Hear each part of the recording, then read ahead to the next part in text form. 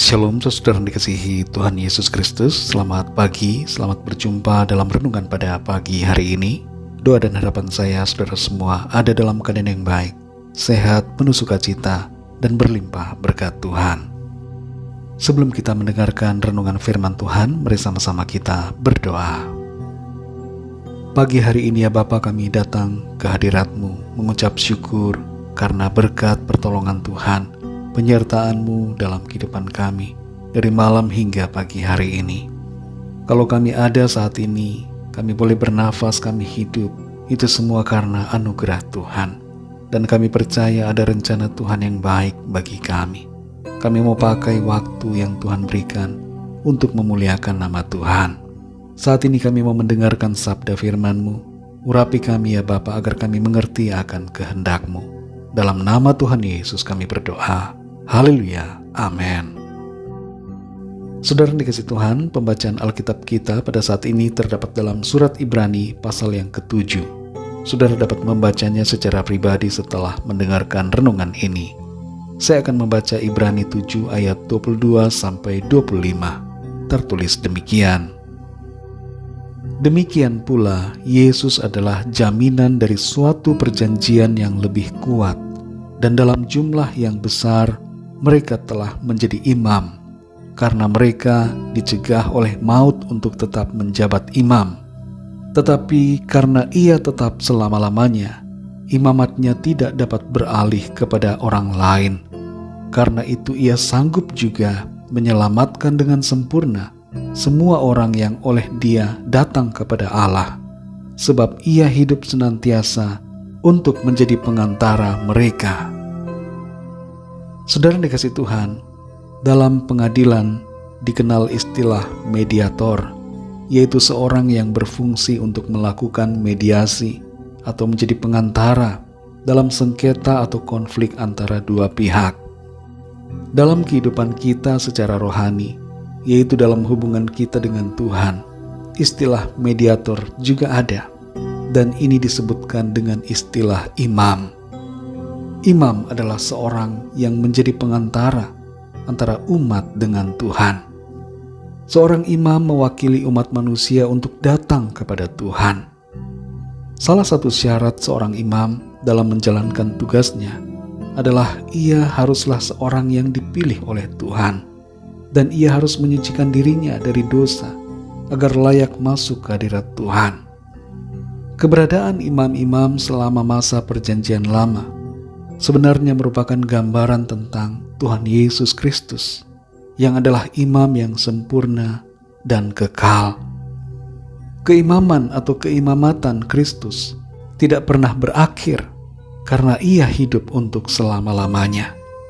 Kematiannya di atas kayu salib tidak menahan dirinya di dalam alam maut, tetapi ia bangkit dan naik ke sorga, serta menjadi pengantara bagi kita senantiasa di hadapan Allah Bapa. Keimamatan Kristus berbeda dengan keimamatan manusia yang lainnya, karena Kristus membawa kita kepada suatu perjanjian yang baru, yang dimeteraikan dengan darahnya sendiri. Konflik atau perseteruan antara manusia dengan Allah akibat dosa ditengahi oleh Kristus, Sang Imam Besar Agung, yang memperdamaikan kita dengan Allah. Keimamatan Kristus itu sempurna, tidak seperti keimamatan para imam yang berasal dari manusia biasa. Sebab Kristus datang dari Allah, dan dia sendiri adalah Allah. Sebagai Allah, ia adalah pribadi yang suci, dan dalam keadaannya sebagai manusia, ia juga suci tanpa dosa. Dan itulah sebabnya ia menjadi satu-satunya imam yang patut kita ikuti, karena melalui dia kita benar-benar mendapatkan pengampunan, penyucian, dan pendamaian dengan Allah. Melalui ayat-ayat dalam Ibrani pasal 7 ayat 22-25 ini, kita mengerti bahwa Tuhan Yesus adalah jaminan dari suatu perjanjian yang lebih kuat daripada perjanjian lama yang diatur dengan hukum Taurat. Pada masa perjanjian lama, begitu banyak orang menjadi imam, tapi mereka semua telah meninggal. Berbeda dengan Tuhan Yesus, yang hidup untuk selama-lamanya. Dan itu sebabnya keimamatannya tidak pernah beralih. Ia menjadi imam bagi kita semua untuk selama-lamanya. Keimamatan Kristus yang sempurna dan kekal ini memastikan bahwa setiap orang yang percaya kepadanya akan mengalami keselamatan dan kehidupan yang kekal. Karena Kristus senantiasa hidup untuk menjadi pengantara bagi kita. Saudara yang dikasihi Tuhan, sungguh luar biasa apa yang dikerjakan Tuhan Yesus dalam hidup kita.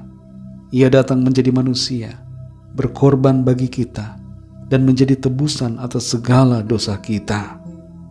Ia juga menjadi imam bagi kita untuk seterusnya dan selamanya, dengan membawa dirinya sendiri sebagai korban pendamaian yang memperdamaikan kita dengan Allah, yang pada hakikatnya adalah dirinya sendiri.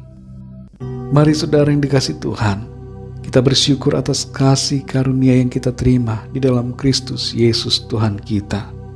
Olehnya kita mendapatkan kepastian dan jaminan keselamatan. Bagi saudara semua pendengar renungan hari ini, khususnya yang belum percaya kepada Tuhan Yesus, mari percayalah kepadanya. Dia adalah juru selamat. Dia adalah imam besar agung, imam yang sempurna dan kekal, yang menyelamatkan kita. Terimalah anugerah keselamatan dan kehidupan kekal di dalam Tuhan Yesus. Ikutilah doa saya. Tuhan Yesus, aku percaya Engkau adalah Tuhan dan Juru Selamat. Engkau adalah Allah yang telah datang sebagai manusia untuk menebus saya dari dosa dan penghukuman kekal.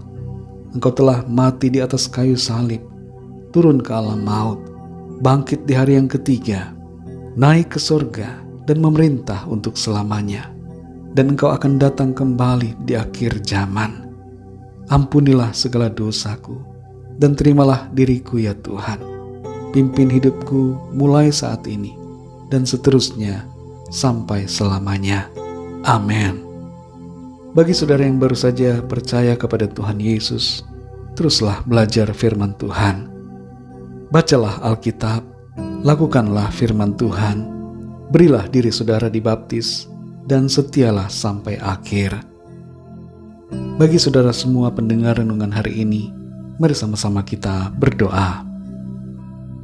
Terima kasih Bapa di sorga, Bapa dalam nama Tuhan Yesus Kristus. Kami bersyukur untuk anugerah-Mu, bersyukur untuk kasih-Mu yang begitu besar.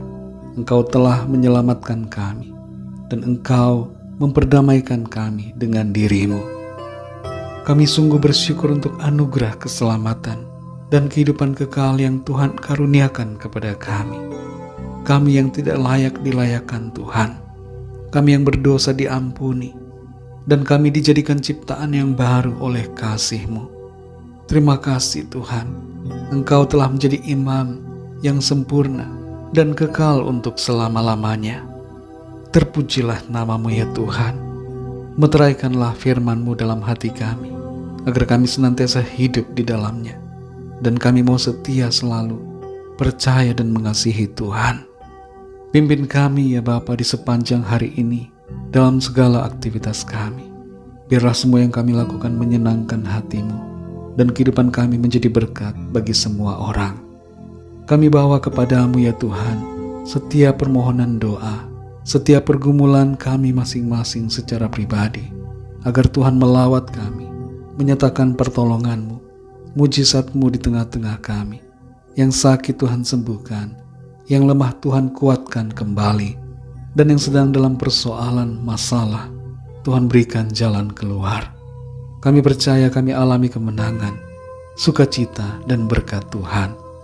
Terima kasih Tuhan, dalam nama Tuhan Yesus Kristus, Tuhan dan Juru Selamat kami sudah berdoa dan mengucap syukur. Haleluya. Mari sama-sama kita berdoa, doa Bapa kami. Bapa kami yang di sorga, dikuduskanlah nama-Mu, datanglah kerajaan-Mu, jadilah kehendak-Mu di bumi seperti di sorga. Berikanlah kami pada hari ini makanan kami yang secukupnya, dan ampunilah kami akan kesalahan kami, seperti kami pun mengampuni orang yang bersalah kepada kami.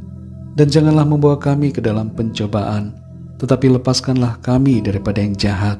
Karena Engkaulah yang mempunyai kerajaan dan kuasa dan kemuliaan sampai selama-lamanya. Amin. Terimalah berkat Tuhan. Tuhan memberkati engkau dan melindungi engkau. Tuhan menyinari engkau dengan wajah-Nya dan memberikan kasih karunia. Tuhan menghadapkan wajah-Nya kepadamu dan memberikan damai sejahtera. Berkat anugerah dari Bapa Surgawi, cinta kasih karunia dari Tuhan Yesus Kristus, dalam persekutuan dan penghiburan Roh Kudus, menyertai kita semua, sekarang ini dan sampai selama-lamanya. Dalam berkat nama Tuhan Yesus Kristus. Haleluya. Amin. Puji Tuhan, saudara dikasih Tuhan, saya percaya firman Tuhan menjadi berkat dan kekuatan buat saudara semua. Dan Roh Kudus akan menolong saudara untuk lebih lagi memahami kebenaran firman Tuhan. Tuhan Yesus memberkati saudara semua. Selamat beraktivitas dan sampai jumpa dalam renungan yang berikutnya. Haleluya.